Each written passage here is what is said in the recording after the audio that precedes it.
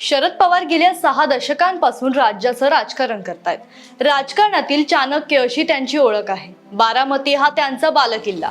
याच पवारांसाठी बारामतीचा गड राखणं मात्र अवघड झाल्याचं मानलं जातंय, कारण यावेळी बारामतीत पवार विरुद्ध पवार असा सामना रंगलाय। 1967 ला शरद पवार बारामतीत पहिल्यांदा आमदार झाले। तेथून त्यांच्या विजयाचा अश्वमेध सतत धावत राहिला। त्यांनी मागे वळून पाहिलं नाही। आमदार, मंत्री, मुख्यमंत्री, खासदार, केंद्रीय मंत्री ते राज्यसभा असा प्रवास त्यांनी केला। राज्यसभेवर जाताना त्यांनी बारामतीचा मतदारसंघ सुप्रिया सुळेंच्या ताब्यात दिला। शरद पवार हे बारामतीच्या राजकारणात चांगले सक्रिय दिसतात।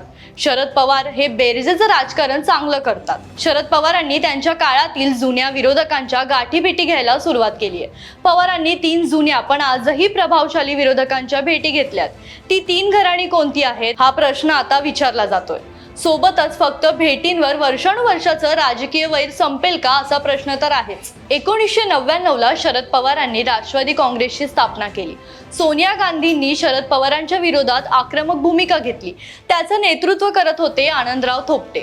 भोरच्या मैदानात सोनिया गांधींची मोठी सभा पार पडली। त्यांनी शरद पवारांवर तुफान टीका केली। त्याच निवडणुकीत शरद पवारांनी फिल्डिंग लावली आणि थोपटेंचा पराभव केला। काशीनाथ खुटवड राष्ट्रवादीच्या तिकिटावर विजयी झाले। यानंतर मुख्यमंत्री पदाच्या शर्यतीतून थोपटे कायमचे बाद झाले। 2004 ला थोपटे आमदार झाले। त्याच वेळी काँग्रेस राष्ट्रवादीची आघाडी होती। पवारांनी थोपटेंना मंत्रीपद सुद्धा मिळवून दिलं नाही। त्यानंतर आनंदराव सक्रिय राजकारणापासून दूर गेले। त्यांच्या जागी त्यांचे पुत्र संग्राम थोपटे आमदार झाले। त्यांनाही राष्ट्रवादी काँग्रेसचे सरकार असताना मंत्रीपद मिळाले नाही। भोर विधानसभा मतदारसंघ हा बारामती लोकसभा मतदारसंघात येतो। थोपटे यांच्या मदतीशिवाय बारामतीची निवडणूक जिंकणं हे अशक्य आहे, हे पवारांना माहिती आहे। त्यामुळे त्यांनी तब्बल 20 वर्षांनंतर थोपटेंची भेट घेतली। दुसरं घराणं म्हणजे काकडे घराणं।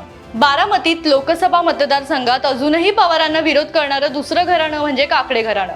शरद पवारांनी पहिली निवडणूक काकडे यांच्या विरोधात लढली होती। बाबालाल काकडे यांचा 16,000 मतांनी पराभव केला होता। 1972 ला मताधिक्य वाढले। पवार गृहराज्यमंत्री झाले। यानंतर जिल्हा बँक असो किंवा सोमेश्वर साखर कारखाना, पवारांनी प्रत्येक निवडणुकीत काकडेंना बाहेरचा रस्ता दाखवला। काकडेंच्या वर्चस्वाला धक्का लावला। 1967 ते 1992 या काळात काकडे घराण्याला पवारांनी राजकारणातून कालबाह्य करून टाकलं। दिव्यंगत खासदार संभाजी काकडे यांच्या पत्नी कंठावती काकडे यांचे नुकतेच निधन झाले। यानंतर पवार हे काकडे यांच्या घरी सांत्वनासाठी गेले। तब्बल 50 वर्षांनंतर पवारांनी काकडे कुटुंबाला भेट दिली। त्यामुळे निवडणुकांशी याचा संबंध जोडला जाण्याची साहजिक शक्यता आहे। तिसरं घराणं म्हणजे तावरे घराणं। तावरे हे खरं तर शरद पवारांचे वर्गमित्र। 1967 मध्ये बारामती तालुक्यात पूर्व व पश्चिम भाग असे विभाजन होते।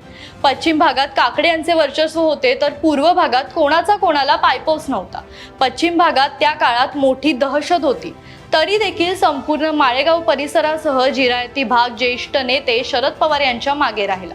प्रचंड मताधिक्यांनी त्यांना निवडून दिले। 1992 मध्ये पवारांनी माळेगाव साखर कारखान्यात तावरेंच्या नेतृत्वाखाली कारखान्याचे पॅनल उभे केले होते। त्यावेळी तावरेंना पुन्हा चेअरमन करण्याचं आश्वासन शरद पवार यांनी दिलं होतं। मात्र निवडणुकीच्या निकालानंतर अजित पवारांनी तावरेंना पद देखील दिलं नाही। या अपमानाने तावरे चिडले। अजित पवारांना आव्हान देण्यासाठी तेव्हा निवडणूक त्यांनी लढवली। पुन्हा 1997 मध्ये कारखान्यावर तावरेंचं पॅनल निवडून आणलं गेलं। तेव्हापासून तावरे पवार हा संघर्ष सुरू आहे।